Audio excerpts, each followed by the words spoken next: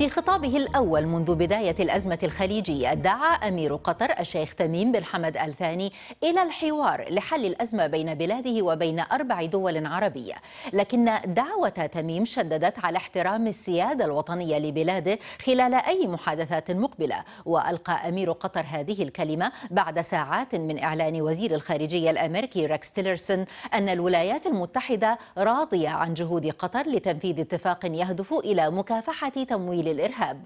وتأتي كلمته أيضا قبل يومين من زيارة الرئيس التركي رجب طيب أردوغان لقطر والسعودية والكويت. نبحث الليلة في مضمون خطاب أمير قطر ونحاول معرفة تأثيره على الوساطة الكويتية. خطاب لأمير قطر الشيخ تميم بن حمد آل ثاني دعا فيه الدول ال4 المقاطعة لبلاده لحل الخلافات عبر الحوار شريطة احترام السيادة والابتعاد عن فرض الإملاءات. الشيخ تميم أشار إلى أن الحل يجب أن يكون في إطار تعهدات متبادلة والتزامات مشتركة ملزمة للجميع على حد تعبيره. أن يكون الحل في إطار احترام سيادة كل دولة وإرادتها، وثانيا أن لا يوضع في صيغة إملاءات من طرف على طرف، بل كتعهدات متبادلة والتزامات مشتركة ملزمة للجميع، ونحن جاهزون للحوار والتوصل إلى تسويات في كافة في هذا الإطار. وفي إشارة لحلحلة تداعيات الأزمة الاقتصادية على قطر، أشار الشيخ تميم إلى عزم بلاده الانفتاح على العالم وإزالة العوائق أمام الاستثمار، فضلا عن تخصيص عائدات الغاز من الاكتشافات الجديدة للاستثمار. أمير قطر شدد على ضرورة تحقيق الاستقلال الاقتصادي ضمن علاقات ثنائية مع الدول الأخرى في المحيطين الجغرافي والعالمي. وعلى الرغم من دعوات الدوحة للحوار لحل الخلافات، إلا أن بعض المراقبين اعتبر لهجة الخطاب تميل إلى الحدة والتحدي أكثر منها تمهيدا لمرونة قطرية متوقعة، بداعي إشادته بالقوى الإقليمية التي فتحت إشارة إلى دولة عمان وإيران التي تعتبرها دول المقاطعة أحد ملامح الأزمة. هذا الخطاب يحمل قدرا من التعنت أكثر مما يحمل قدر من العتاب، خطاب تعبوي أكثر منه خطاب تصالحي. لا توجد مؤشرات واضحة في هذا الخطاب توحي بأن سمة تغير في السلوك السياسي القطري، سواء فيما يخص المطالب المرتبطة بدول المقاطعة. الشيخ تميم شكر في خطابه دولة الكويت وأميرها الذي تبنى دور الوسيط لحل الأزمة، معربا عن أمله في أن تنجح تلك الوساطة. كما شكر تركيا التي استجابت لتنفيذ اتفاق الشراكة دعم الأسواق في بلاده، وأثنى أيضا على جهود كل من الولايات المتحدة وألمانيا وبريطانيا. محمد القباني، BBC.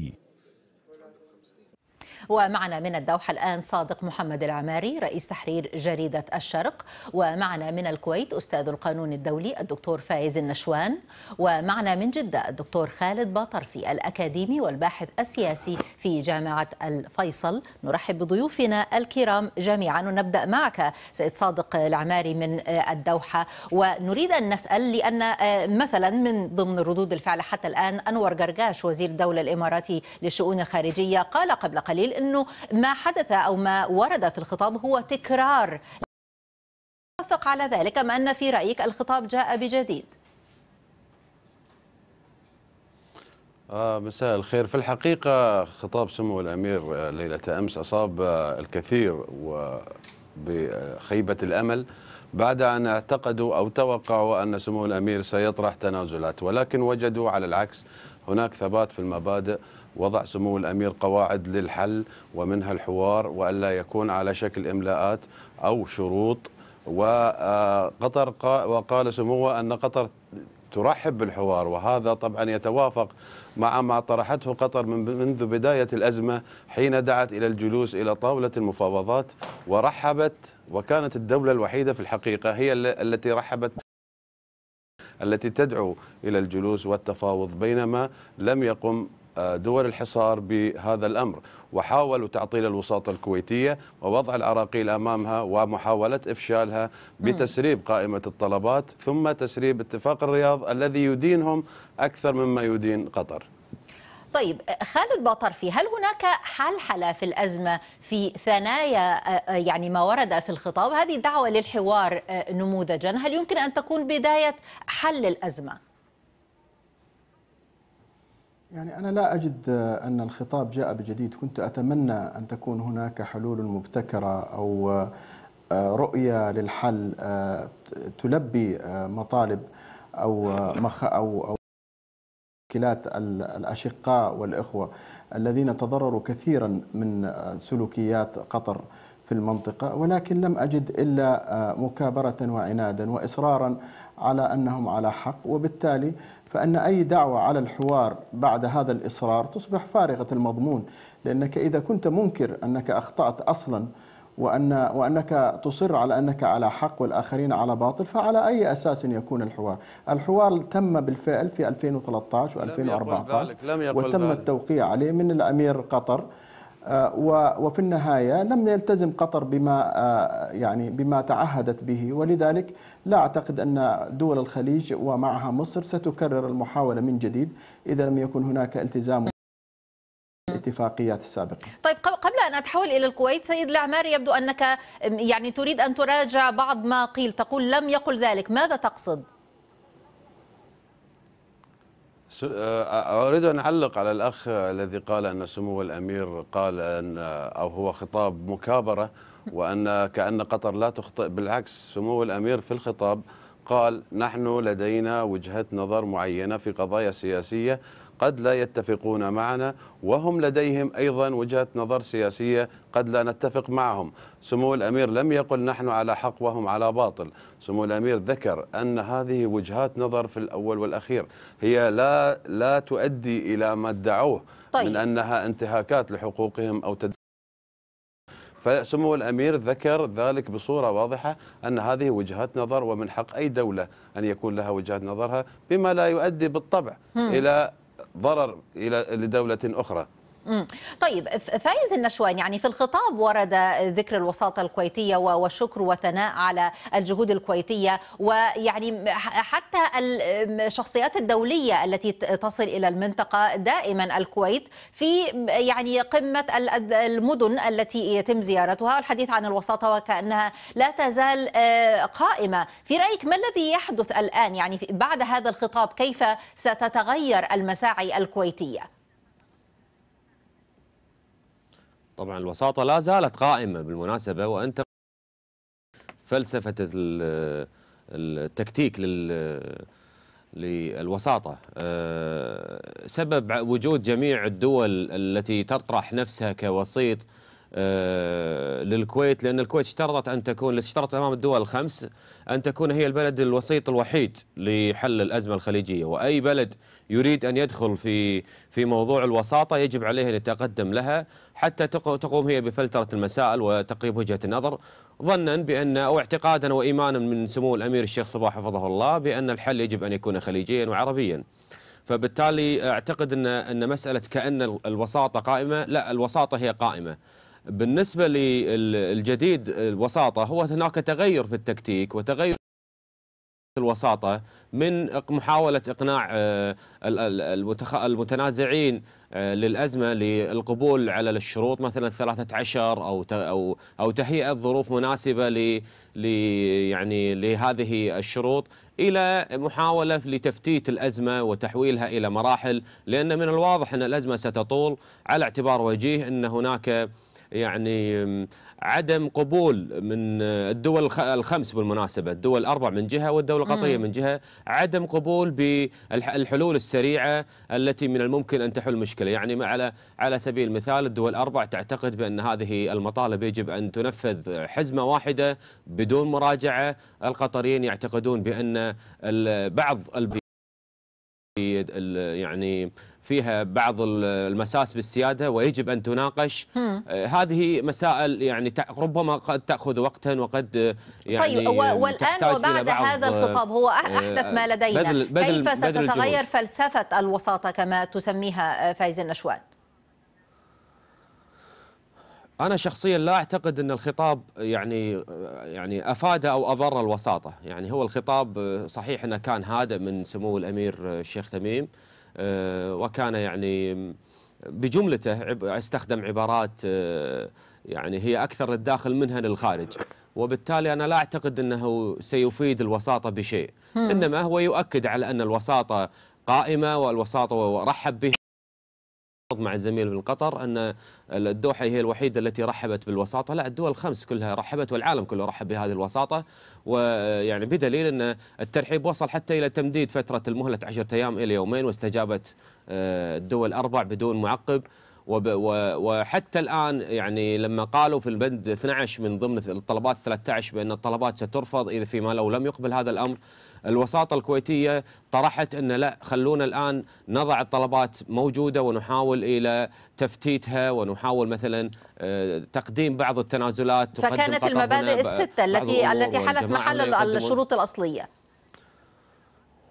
التي أعلنت في القاهرة. لا، هذا الكلام أختلف معك يا أختي. لا أختي، هذا طيب. ليس بديلا للشروط. هذه عبارة عن مبادئ دولية، قواعد للاتفاق حول مسألة تفاوض أو سلسلة تفاوض أخرى لحل النزاع يعني العربي بشكل عام، مرحلي. يعني إذن هذا هو المقصود. أنا أعود إليك مرة أخرى صادق العماري. يعني لا، هو هذا هو الأساس.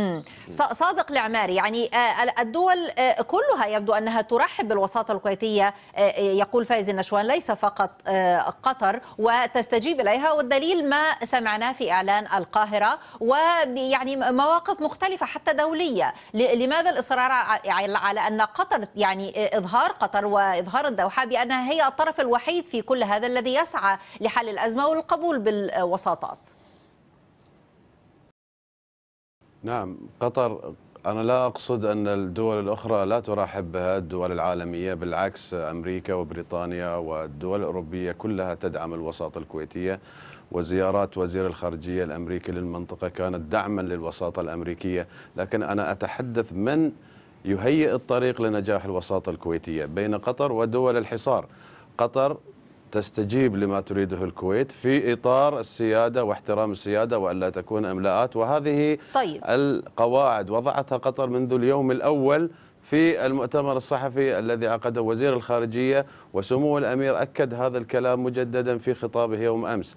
بالتأكيد نرحب بالوساطة الكويتية، الوساطة الكويتية محل ترحيب ومحل تقدير، ونشكر أحمد أمير دولة الكويت.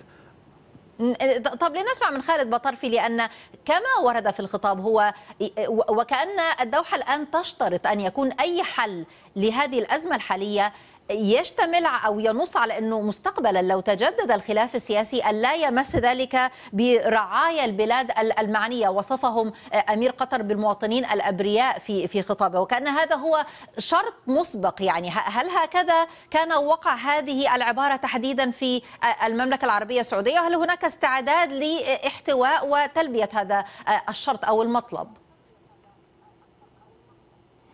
أولا أحب أوضح نقطة أنت ذكرتيها، المبادئ الستة هي الأطر التي تندرج 13 مطلب، فستصبح المطالب هي الآليات التي يمكن مناقشة كيفية تنفيذها وربما تخفيفها أو يعني دمجها إلى آخره. فليس هناك تعارض بين المبادئ الستة والمطالب 13. الشيء الثاني، أعيد وأؤكد ما ذكرتيه وما فهمناه من الأخ فايز، بأن دول الخليج بالعكس هي أصرت على أن الكويت هي المرجعية الوحيدة للوساطة، وأن أي وساطات خارجية يجب أن تمر عبر الكويت، وبعكس قطر التي سعت إلى تدويل الأزمة وذهبت إلى الشرق والغرب من باكستان وماليزيا إلى أمريكا والولايات وبريطانيا. ولكن ألم يقم وزير الخارجية السعودي بزيارات أيضا خارجية كثيرة؟ طبعا للرد على الادعاءات القطرية. لو سمحت عدم المقاطعة. تفضل خالد بطرفي لنستمع إليه. تفضل خالد. نعم ما يعني هم ذهبوا إلى الوساطات الخارجية وشكونا إلى العالم كله، فكان لابد من أن نوضح يعني أن نقوم بالرد، وكان واجبا على هذه الدول أن توضح للدول المشتكى إليها أن الأمور ليست كما يصفها الأخوة. طيب نظرة للمستقبل الآن خالد بطر، في هذه العبارة التي وردت في خطاب الأمير عن استثناء رعايا البلاد المعنية من أي خلاف مستقبلي، وأنه أي حل الأزمة الحالية يجب أن ينص صراحة على ذلك، هل السعودية مثلا؟ هذه شروط مسبقة. ثانيا أن الذي يؤثر على شعبه هو من يقوم بتوريط هذا الشعب في إشكالات مع الآخرين. من الذي قدم الدعم للمستوطنات الإسرائيلية باسم الشعب القطري؟ من الذي قام بكل هذه المغامرات السياسية والخلافات والصراعات باسم الشعب القطري؟ من الذي دعم الإرهاب باسم الشعب القطري؟ إذا كان أحد يعني تضرر منه الشعب القطري فهي الحكومة القطرية، وعليها أن تراجع نفسها. نحن نريد حماية الشعب القطري من استراتيجيات وسياسات حكومته. صادق العماري، هل لديك تعقيب على هذا الكلام أولا؟ واسمح لي وأنا يعني في نفس الجملة أن أسألك المتبادلة التي يتحدث عنها أمير قطر، ما الذي يريده القطريون من جانبهم عندما يقول نريد تعهدات متبادلة؟ أولا موضوع تدوير الأزمة، أريد أن أرد على الأخ السعودي. موضوع تدوير الأزمة أول من بدأ هي السعودية وأبو ظبي. نعلم ونتذكر جميعا كيف طار وزير الخارجية السعودي من عاصمة أوروبية إلى أخرى، ولكن عندما لم يجد الدعم الأوروبي لمواقفه ضد الدوحة حاول الرجوع إلى الخلف والتمسك بالوساطة السعودية الكويتية قطر فعلت ذلك لأنها في وضع حصار وفي هناك ظلم وقع على السكان. نحن لا نتحدث عن أزمة اقتصادية، الحمد لله الدواء والغذاء.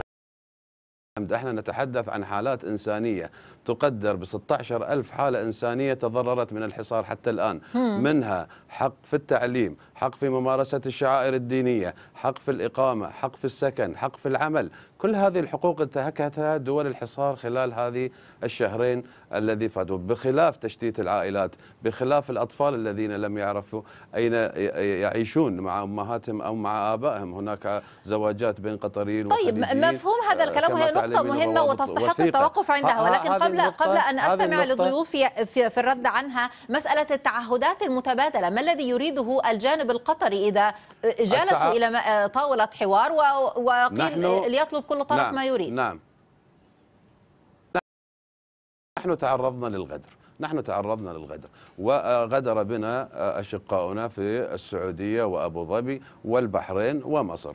كانوا قبل موضوع القرصنة يدعون أنهم متوافقون مع الدوحة، ولم يتوجهوا بأي شكوى لقطر حول أي مسألة خلافية، بل ذهبوا إلى واشنطن لدفع الأموال للصحف واللوبيات للهجوم على قطر، وهي الوشاية الكاذبة التي فعلوها ضد قطر. فقد تعرضنا للغدر، فلا بد من وضع هذا الشرط، وهو عدم الغدر بنا أو بالسكان، لأن قطر فيها جنسيات متعددة، فيها أمريكيين، فيها بريطانيين، فيها عرب، فيها مسلمين، فيها من كل الجنسيات. كل هذه الجنسيات بشكل أو بآخر من هذا الحصار الجائر. يجب عدم تعريض الشعب، أي شعب، لخلافات السياسية، يجب ذلك. هذه قاعدة إنسانية قبل أن تكون سياسية، وهي مطلب إسلامي عربي عالمي قبل أن تكون اشتراطات لجلوس أمام طاولة المفاوضات. طيب دعنا نسأل فيها فايز النشوان أيضا، باعتبارك يعني أستاذ قانون دولي، هل في هذه الإجراءات التي يتحدث عنها العماري الآن ووردت طبعا في الخطاب قامت بها الدول الأربع، هل فيها ما يخالف القانون الدولي؟ هذه الدول الأربعة تقول هذه من حقوقنا السيادية يعني، ونحن متأكدون من أنها لا تنتهك أي قانون. هي في الواقع طبقا للحقوق السيادية المحضة بلا شك أنها حق سيادي لدولة أن تغلق حدودها وتسحب سفيرها وتمنع التعامل مع، هذا حق أصيل لكل دولة. لكن كتصرف من الناحية اللي نقول الأدبية يعني وعربي وخليجي هو مستهجن، يعني شيء جديد لم يسبق علينا أن نسمع أن دول مثلا خليجية أو دولة عربية منعت دولة أخرى. يعني حتى في حادثة غزو العراقي للكويت في العام 90 هي الوحيدة التي ممكن الاستناد عليها، وهذه كانت حرب، يعني كانت غزو دولة لدولة. فلذلك ربما أنا يعني قانونا الإجراء صحيح، لكن أدبيا أنا أعتقد أنه يحتاج إلى سلمان في قادم الأيام ربما سيحسم هذا الأمر، ويعني يزيل هذه المظلومية التي يعني طالما يعني يتحدث عنها كثير من الإعلام على على ممارسات المملكة العربية السعودية. فأنا أعتقد أن هذه المسألة سيحسمها الملك سلمان قريبا. الشق الآخر لكن أنا أعترض على موضوع أن يعني أن محاولة جعل قطر هي فقط المظلومة لا، هناك في بعض القضايا يجب أن نتحدث عنها لنكون متوازنين، يعني في بالانس في الموضوع. يعني قطر كان يجب عليها أن تبين بأن جدية التزامها في اتفاق 2013-2014. يعني الزميل القطري يعلم منذ بداية الأزمة حتى الآن لم صحيح من وزير الخارجية أو أي شخص يمثل قطر بأنهم ما زالوا يلتزمون باتفاق 2013-2014. بل أنا شخصيا توقعت البارحة من سمو الشيخ تميم أن نسمع بأن نحن ما زلنا نلتزم في اتفاق 2013-2014 كرؤية يعني حل الأزمة الخليجية. لو كان هذا الخطاب موجودا أو الجملة هذه موجودة لكانت غيرت يعني كثير من المسائل ودفعت حتى بالوساطة الخليجية للأمام. لنسمع تعقيبا سريعا منك سيد صادق العماري. لا بس لا عفوا لا يجب ان اكمل كلامي، يجب ان اكمل كلامي لو سمحت. يجب لا تعطيني كلامي، انت اعطيت الزملاء كلام، انا يجب ان اخذ حقي لا نريد ان نلعب لاعتبار الوقت. فايز النشوان اكمل، ولكن فايز النشوان لنستمع اليك اعطى لا هذا باختصار خلاص اعطيه الكلام فقط للوقت. يعني تريد أن تتنازل عن فرصتك في الكلام الآن؟ كنت أمنحك فرصة التعقيب، يعني إذا لم تكن لا تفضل. لا أنا لا أخذ وقت قصير لقضية تفضل بالنقطة التي كنت تريد أن تتحدث يعني فيها باختصار غير مش منطقي. أنا أعتقد أن في الجانب الآخر، أنا تحدثت عن قطر، في الجانب الآخر من الدول الأربع أنا أعتقد أن الإعلام قد هبط في مستوى ولغة غير منطقية، وصل إلى الأرحام ووصل إلى محاولة يعني مس الرموز الذي لا يستقيم. إحنا في الواقع دول الخليج لا تقبل، وجديد علينا أن يتم تناول رؤساء الدول وتصويرهم بهذه الصور. هذا شيء لا يجب أن يستمر. وبالتالي حتى من بداية الوساطة التي قام فيها الشيخ صباح من البداية طلب أن يتم تغيير هذه اللغة والرجوع إلى ما قبل الأزمة. طيب يعني من ناحية اللغة الإعلامية، وبالتالي هذا الأمر يؤجج الجانبين ومن الطرفين. صادق العماري، نقطة هامة، نقطة لماذا لم يتضمن الخطاب مثلا مسألة كالتأكيد على اتفاق 2013-2014 الذي سبق للدوحة أن قالت نحن موافقون وملتزمون؟ لماذا لم يتم التأكيد على ذلك مرة أخرى؟ ببساطة لأن قطر لم تخالف اتفاقية الرياض. أنا أريد من أي إعلامي أو سياسي من دول الحصار أن يقدم دليلا واحدا على مخالفة قطر لأي بند من اتفاقية الرياض. طيب بل هم الذين الحظ أن خالد بطرفي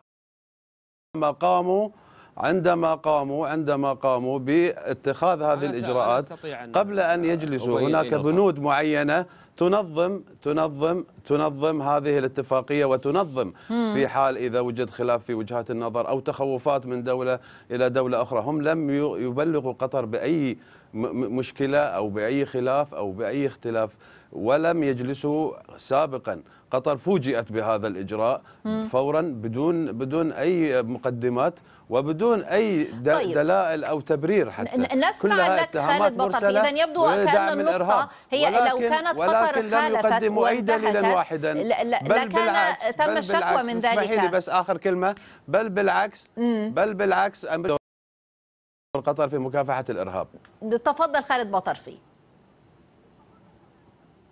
يعني من فمك أدينك، يعني القطريون تعهدوا في 2013 و2014 بوقف دعمهم للإخوان المسلمين، لحماس، لحزب الله، لبعض المنظمات المتطرفة. الإخوان المسلمين موجودون في البحرين، الجماعات الجهادية.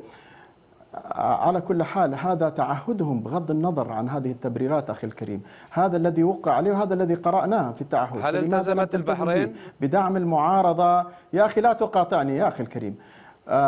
الآن احنا نتكلم عن قطر فلا لا تقل كلاما دعم المعارضة. أن نستمع إلى بعضنا البعض أن الوقت أنا أقل واحد تكلمت يا أستاذ. تفضل. يعني على سبيل المثال دعم المعارضة والمعارضين السعوديين والخليجيين في لندن وفي اسطنبول وفي الدوحة، تجنيس المعارضين، يعني يكفي تجنيس الإرهابيين. المجرم الذي قام بتفجيرات في الرياض وفي الخبر وقبض عليه وكان قائد أمير القاعدة في الجزيرة العربية أخذ جوازا قطريا، كان في قطر وتحت حماية قطر ودخل إلى السعودية. أريد أن أطرح عليك سؤالا أخيرا أثاره ضيفنا من الدوحة خالد بطرفي. الآن يأتي هذا الخطاب في سياق مختلف. الآن ريكس تيلرسون يعني واشنطن تقول راضون الآن عن التزام الدوحة في مجال مكافحة الإرهاب، يعني هذا المتغير كيف المشهد؟ أمريكا يهمها ما يعنيها، يعني هي هذه الاتفاقية كانت تسعى لتنفيذها منذ عام وكانت قطر تماطل، الآن وقعوا عليها. هذا فيما يعنيهم هم، لكن ماذا فيما يعنينا نحن؟